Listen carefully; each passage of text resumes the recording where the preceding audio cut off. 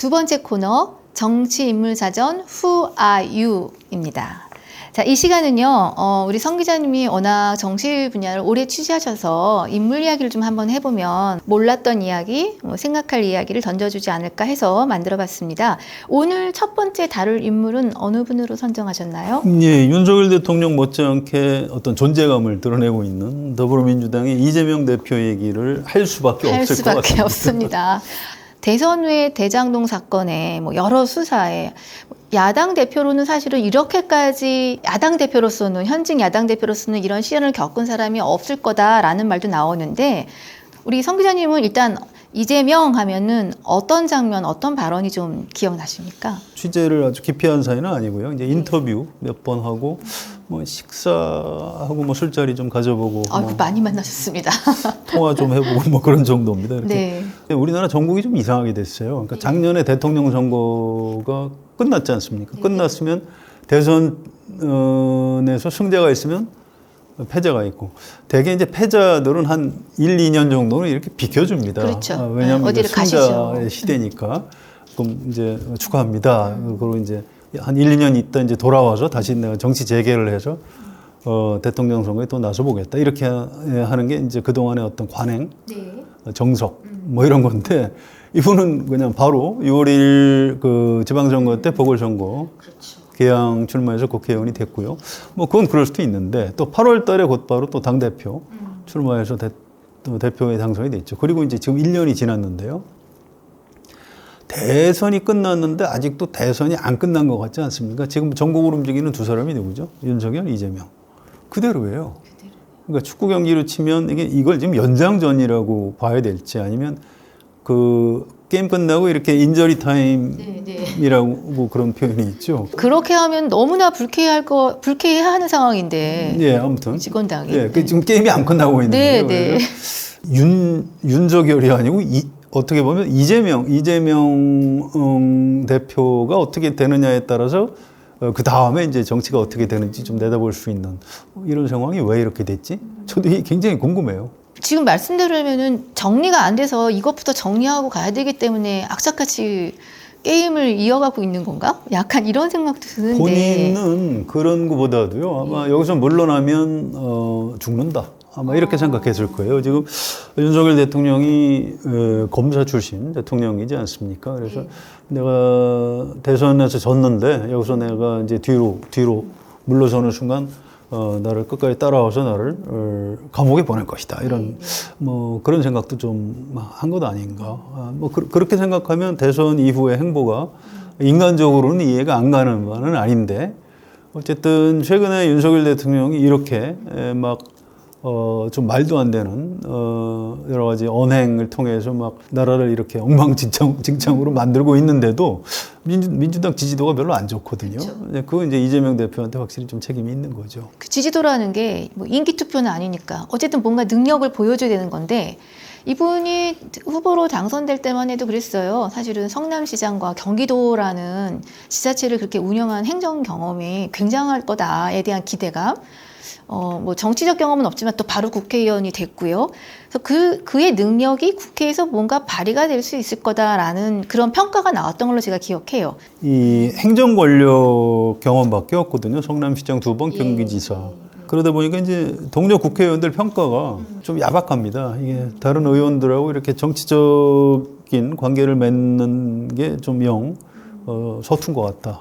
이런 표현을 하고요. 이분이 역시 그 사법 리스크 부담이 있다고 합니다. 대표를 하면서 민주당을 어떻게 살릴 것인가 이렇게 고민하는 시간보다 그러면서 이 검찰에 언제 나가야 되지? 근데 다음에 나가서 무슨 얘기를 해야 되지? 이제 이런 데 시간을 좀 많이 뺏기다 보니까 좀 제대로 리더십을 발휘할 수 없는 그런 측면도 있었다고 그래요. 그러니까 능력이 좀 다른 성격의 자질이지만 그나마 있던 것도 제대로 발휘되지 못했던 그 사람이 갖고 있는 환경에 영향을 받았다. 그런 거죠.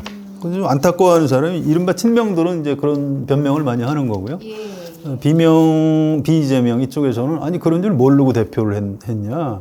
대표를 안 했어야 된다. 지금이라도 빨리 물러나라. 이제 이렇게 주장을 하고 있는 거죠. 어떤 스타일이십니까? 그런 얘기를 듣고 뭔가 고쳐야 되나? 이렇게 자문을 구하는 성격인가요? 아니면 그냥 나도 간다. 앞으로 고고고.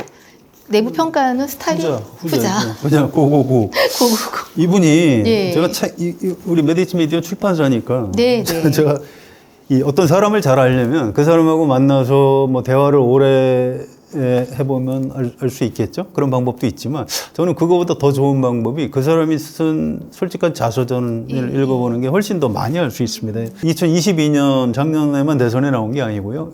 2017년에 대선에 나와가지고 그때 문재인, 안희정, 이재명 또 한 분이 있었는데 최성 이렇게 네 분이 경선을 했거든요. 그때 이제 경선에서 3등을 했어요. 그래서 2017년 민주당 대선 후보 경선에 출마하기 위해서 급히 책을 하나 쓴 게 있습니다.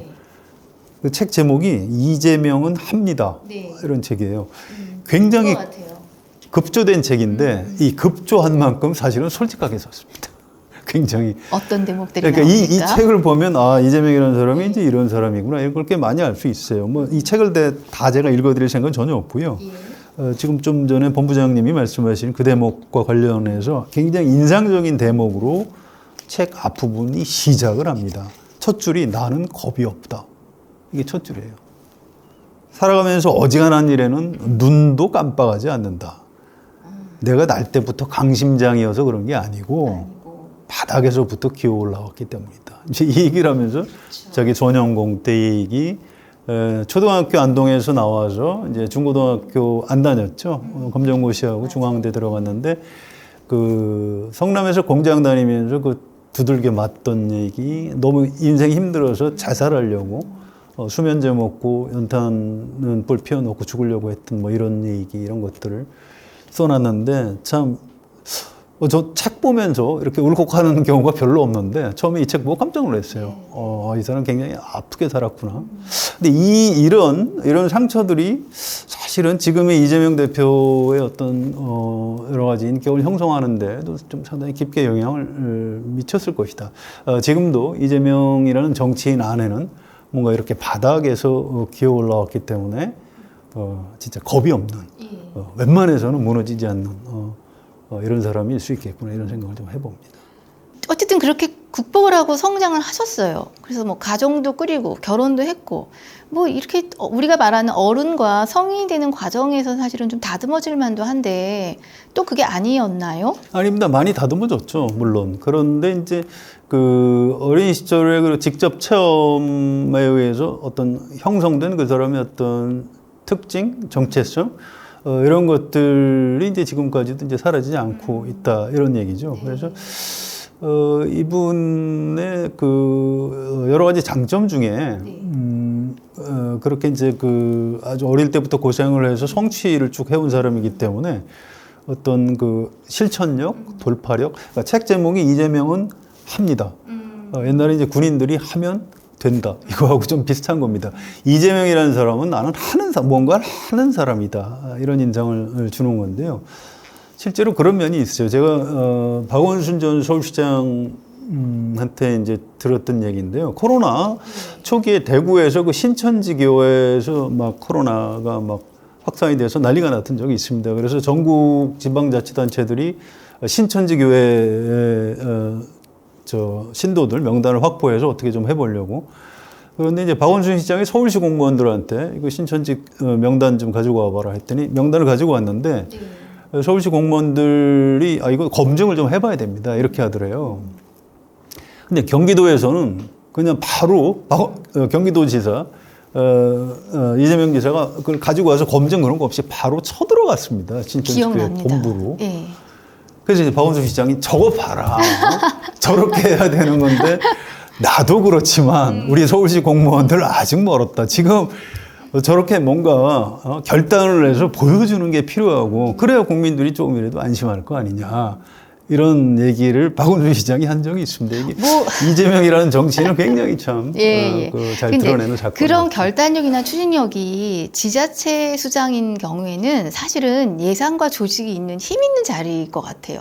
정말 다 와서 인사하고 저 좀 하게 해주세요. 허가해주세요. 근데 반대로 국정 운영에서의 정치가의 역할은 오히려 내가 당선돼 나를 뽑아준 유권자에 가서 계속 인사를 해야 되고 내 말하고 다르게 안 듣는 사람들하고 같이 하려고 뭔가를 막 토론해야 되고 그 사람을 설득시켜야 되고 그러니까 리더십이 있다 해도 앞서 말씀하신 되게 굉장히 다른 성격의 리더십인데 그게 이제 현실하고 잘 안 맞는 겁니다. 그분의 어떤 특장점하고 정치적으로 처해 있는 민주당 대표가 이제 골치 아픈 자리거든요. 의원들 한 사람 한 사람 다 국민의 대표인데 좀 살살살살 달래가면서 대화도 하고 해야 되는데 그게 이제 성남시장이나 경기지사 할 때 그 늘공이라고 하죠. 원래 공무원 있던 분들은 높은 사람이 그냥 뭐 좀 심하게 표현해서 죽어라 그러면 죽는 신용이라도 하는 사람들이고요. 뭐 시장이나 지사가 인사권을 가지고 있으니까 그런 겁니다. 그래서 지금도 이재명 대표 주위에 보면 이게 측근 또는 부하라고 볼 수 있는 사람들은 좀 있는데 저 사람 이재명의 동지다 이렇게 표현할 수 있는 사람이 별로 없어요. 좀 굉장히 특이합니다. 그러니까 옛날에 돌아가신 노무현 대통령은 그 처음에 5명이 뭐 도원 결의를 했다고 우리가 우리 대장을 대통령 한번 만들자. 대장 이렇게 표현을 합니다. 그리고 노무현 대장은 또 그 사람들한테 반말을 잘 안 해요. 뭐 이를테면 뭐 이광재 의원한테 뭐 광재 씨 한다든가 뭐 이런 식으로 말 그대로 그건 동지적 관계입니다. 그러니까 김대중 대통령하고 또 다른 거죠. 그런데 이제 이재명 대표는 확실히 인간관계를 어떤 그 위아래, 그러니까 부하, 내가 이제 지시하는 사람이고 그쪽은 지시를 받는 사람이다. 물론 이제 그렇게 하면 실천력이 있고 굉장히 추진력이 있게 일은 할 수 있는데 이제 의견을 좀 이렇게 모아 나가고 할 수 있는 어떤 그 정치인은 우리가 알고 있는 전형적인 정치인의 모습은 아닌 거죠. 그러면 전형적인 정치인들이 보여주는 건 뭐 술자리도 좀 많이 갖고 모두 얘기도 좀 하는 비선도 좀 있고 한데 별로 그런 거 안 하시는 분인가요? 그런 걸 하긴 했다고 그래요. 근데 뭔가 좀 어색하다고 합니다. 같이 식사도 해보고 술도 마셔본 의원들이 얘기해요. 뭔가 뭐 샤이하신 분. 예. 뭔가 얘기를 했는데 그렇다면 나쁜 사람이라는 뜻은 아니에요. 뭔가 익숙하지 않은 것 같다 이런 얘기고요. 아니 그러면요 당대표 때 당선됐던 그때의 지지율이 거의 80% 육박한 예, 그건 권리당원들이 지지율인데 압도적으로. 그럼 또 어떤 점 때문에 그렇게 막 팬덤 같은 형태? 그건 이제 대통령 후보였기 때문에요. 민주당 지지자들의 절대적인 지지를 그때까지 가지고 있었던 거죠. 그래서 대표로 출마하는 순간 당선은 확정이었고요. 그 자체로 그렇습니다. 그냥 좀 솔직히 말씀드리면 권리당원들 중에 이재명 대선 후보 또 이재명 대표가 어떤 사람인지 모르고 아마 지지를 했을 겁니다. 0.73%포인트 차이로 아슬아슬하게 졌고 그것도 민주당 지지자들이 보기에는 말도 안 되는 윤석열 같은 사람한테 졌으니 우리는 이재명을 사수해야 된다. 이런 이제 지지층의 열정 이게 모여서 77%라는 지지율로 나타났던 거죠. 정치인들이 국회 단식하고 했던 게 대한민국에 큰 사건 사고가 있었을 때 그것을 해결하라는 주문이 아니라 지금 이런 당의 문제로 나에 대한 사법에 대한 문제로 뭔가를 돌파한다는 느낌이 드니까 이런 거는 또 어떤 성격으로 봐야 되는 거예요? 본인은 자기 문제 때문에 단식하는 거 아니라고 그래요. 윤석열 대통령이 그 의원 연찬회에서 막 이념 발언을 하고 이제 후쿠시마 오염수 방류하는 거에 대해서 뭐 찬성하다시피 하고 이런 것에 대해서 이 방향을 바로잡기 위해서 내가 뭐 어떻게 뭐 힘이 없어서 할 수 있는 일이 없으니까 내가 단식이라도 한다. 이제 명분은 그렇게 내세웠는 거죠. 솔직하게 말씀하셨네요. 할 수 있는 게 없어서. 할 수 있는 게 왜 없겠습니까? 국회에서 절대 다수 의석을 가진 야당 대표고요. 저는 좀 단식을 하는 게 뭐 여러 가지 효과적인 면도 있겠습니다만 글쎄 정기국회 시작을 앞두고 그렇게 단식을 하는 게 야당 대표가 잘 하는 것일까라는 의구심이 좀 있어요. 물론 이제 장외투쟁을 하는 건 아니니까 두고 봐야 되겠습니다만 야당의 가치는 역시 야당 국회의원들이 의정을 통해서 정부를 감시하고 견제하고 법안과 예산 심의를 통해서 국정에 참여하고 이런 것인데 이런 거하고 좀 약간 동떨어지는 느낌이 있고요. 또 본부장님 말씀하셨듯이 이거 그 검찰 수사 앞두고 단식하는 것 아니야? 이런 의심스러운 눈길을 일반 국민한테 많이 받습니다. 그래서 이런 부분을 이제 어떻게 대응을 할지 또 단식이 시작하는 거는 쉬워요. 그만두기가 어렵습니다. 그렇죠. 그만두는 것도 명분이 필요한 거 아니에요? 그렇습니다. 언제 어느 순간 이게 어떤 명분을 가지고 그만둬야 될지 목표로 제시한 게 지금 윤석열 대통령이 들어줄 수 없는, 사실상 들어주기 어려운 것들이거든요.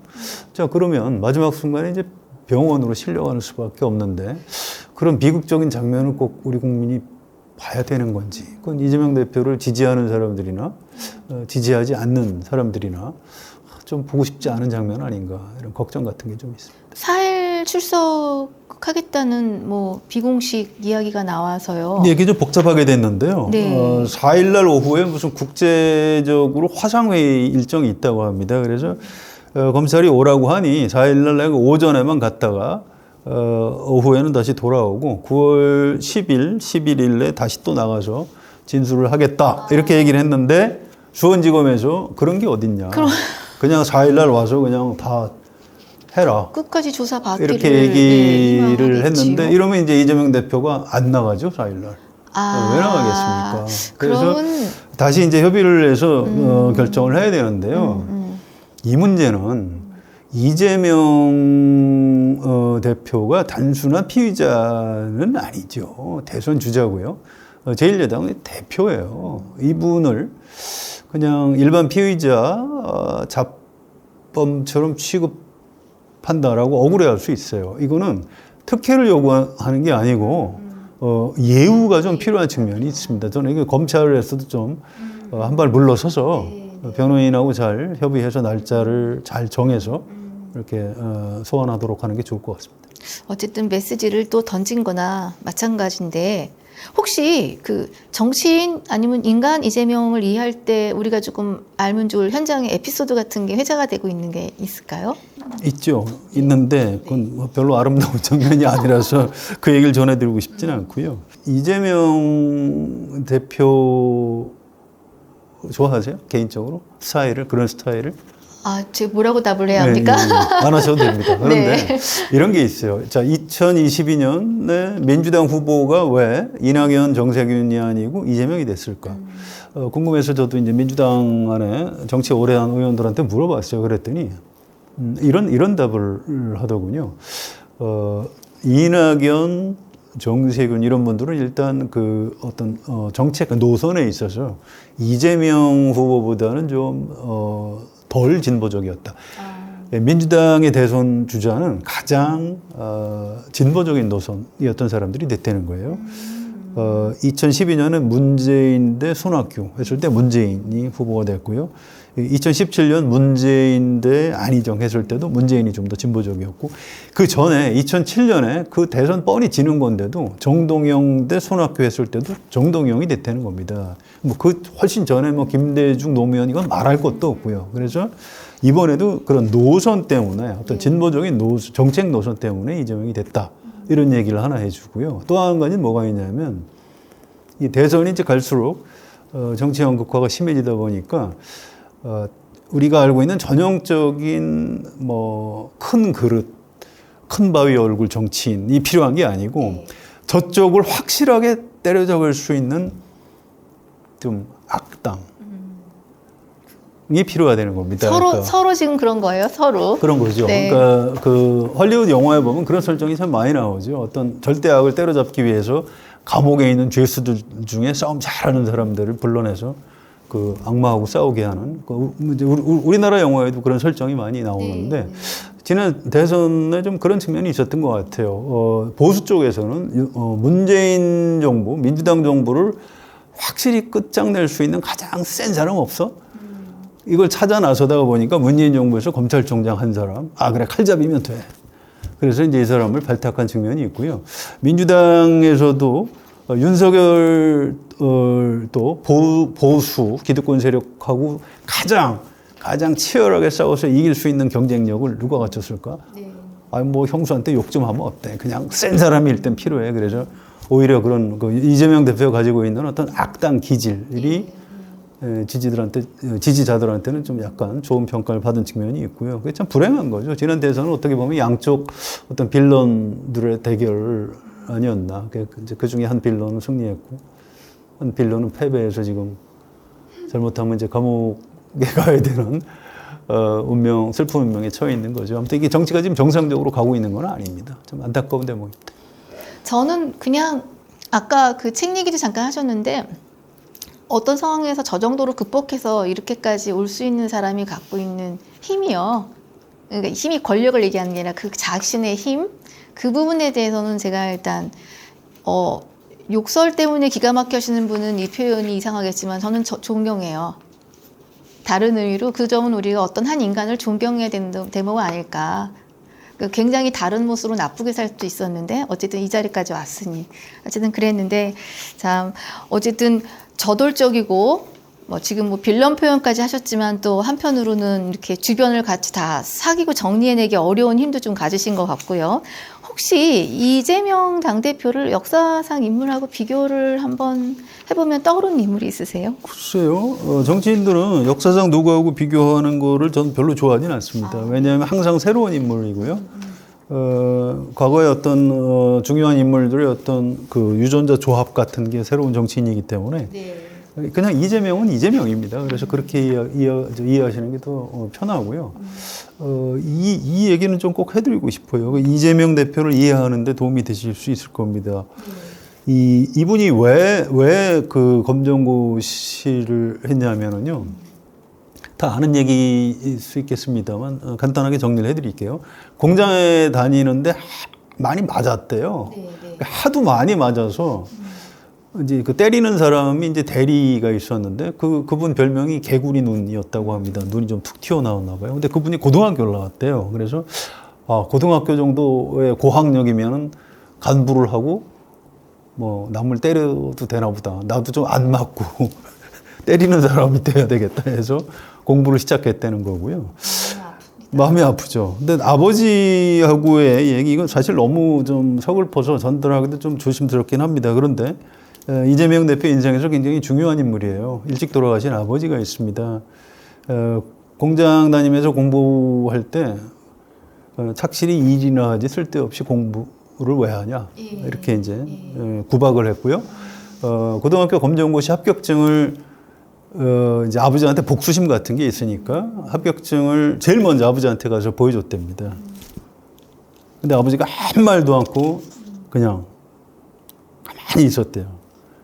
이제 이재명 대표 화가 나니까 그냥 밖으로 나가서 이제 막 이제 씩씩거리면서 이제 다시 집에 들어왔는데 그 검정고시 합격증을 아버지가 찢어서 방바닥에 버린 거예요. 그래서 거기서 이제 이재명 학생이 소년공이죠. 소년공이 그냥 무너져 버린 겁니다. 그래서 막 절망을 하고 그러면서 이제 아버지에 대한 증오 같은 걸 더 가슴에 쌓고 이렇게 살다가 중앙대 졸업하고 사법시험 합격을 했어요. 그래서 이제 아버지가 그때 집에서 누워 계셨는데 말도 못하고 이제 돌아가시기 직전이었다고 합니다. 그래서 아버지 귀에다 대고 저 사법시험 합격했습니다. 이렇게 얘기했는데 아무 말도 못하고 이 눈물을 한 방울 이렇게 흘리셨던 모양이에요, 아버지가. 근데 아버지가 그 이후에 깨어나지 못하고 그냥 돌아가셨습니다. 그래서 본인은 결국 아버지하고 자기는 화해했다고 생각을 한다. 뭐 이런 얘기를 하면서 이 어릴 때부터 쌓인 아버지에 대한 어떤 증오 이런 것들이 나를 어쩌면 담금질을 해 주었는지 모르겠다. 그래서 내가 이렇게 좀 강철 같은 인간이 된 측면이 있다. 제가 이런 얘기를 이제 제가 이제 이재명 대표보다도 약간 연배가 위인데요. 우리 세대에도 이런 경험한 사람 거의 없습니다. 진짜 밑바닥에서 엄청난 고생을 해서 그걸 극복을 하고요. 검정고시하고 대학 들어가서 사법시험 합격해서 판사 될 수 있었는데 안 가고 서울의 어려운 지역에 가서 변호사 하고 시민운동 해서 그걸 기반으로 평가받아서 시장이 되고 지사가 되고 대선 후보가 되고 대표가 된 엄청난 인물입니다. 그래서 이분이 모르겠어요. 앞으로 운명이 어떻게 될지. 그런데 민주당 전체로 보면 굉장히 중요한 인물입니다. 그래서 혹시 뭐 대표직을 그만두더라도 민주당으로서 굉장히 소중한 자산으로 활용을 해야 되지 않을까 이런 생각을 해봅니다. 뭐 어떤 한 사람을 이렇게 어떤 사람이다라고 사실 규정하는 거는 불가능한 일이죠. 그렇습니다. 사실 위험한 일이기도 하고. 근데 다만 이제 이 사람이 이 행동을 하고 이렇게 살아가면서 어떤 그 기저에 무엇이 있었을까라는 것들은 사람을 이해하는 거는 굉장히 중요한데, 특히 어쨌든 정치를 국민을 위해서 대표해서 하는 거니까 정치 인물에서 그분을 이해하기 위한 어떤 재료들에 대한 것들 저희가 좀 알고 가면 좀 좋을 것 같아요. 그러면 이제 쓸데없는 분노나 아니면 또 쓸데없는 존경 같은 것도 조금 이렇게 조절할 수 있지 않을까? 뭐 이런 생각도 들고요. 사실 뭐 오늘 성 기자님한테 이야기를 들으니까 저도 몰랐던 이재명 당대표에 대한 이야기가 좀 계속 들어왔습니다. 자, 어쨌든 어려움에 처했다면 처할 수 있는 우리 이재명 당대표, 단식에서 건강 해치시길 바라고요. 오늘 후아유 첫 방인데 저는 개인적으로는 재미있었고 좀 더 이해가 좀 깊어졌습니다. 네, 너무 감사하고요. 후아유는 한 시즌 정도 일단 격주로 운영해 볼 예정입니다. 시청자 여러분이 여기서 다뤘으면 하는 정치 인물 있다면 그 이유와 댓글 달아주세요. 그러면 채택되신 분들께는 저희 메디치 미디어에서 신간 최근에 나온 건데 지금 우리 경제 사회 이해하기 굉장히 좋은 책입니다. 예, 수축사회 2.0 닫힌 세계와 생존 게임 책 보내드리겠습니다. 성한용 기자님 오늘 바쁘신데 나와주셔서 감사하고요. 첫 방인데 어떠셨습니까?